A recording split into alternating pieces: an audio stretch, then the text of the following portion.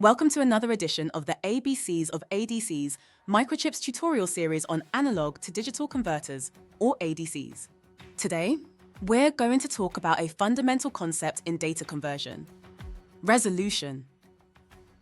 So what is resolution in the context of an ADC? Simply put, resolution refers to the smallest change in an analog input signal that can be detected by the ADC. It's usually expressed in bits. Imagine you have an analog signal, like this sine wave. An ADC's job is to convert this continuous signal into a digital one that a computer can understand. The resolution determines how finely the ADC can slice this signal. For example, if you have an 8-bit ADC, it can represent the analog signal with 2 to the power of 8 or 256 discrete levels. A 10-bit ADC, on the other hand, can represent the signal with 2 to the power of 10 or 1024 levels. The higher the resolution, the more precise the representation of the analog signal. Here you can see the difference between low and high resolution. The high-resolution ADC captures more detail, making the digital representation closer to the original analog signal.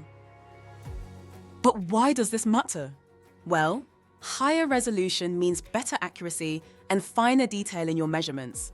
This is crucial in applications like medical devices, metering in EV charging, and instrumentation, where precision is key.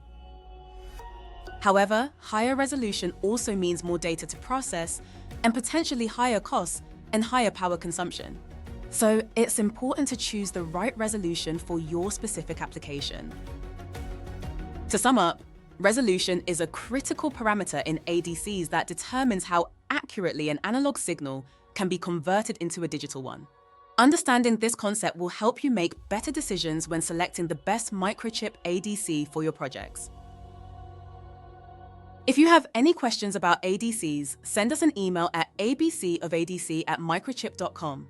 We also encourage you to suggest other topics or request a deeper dive into this topic.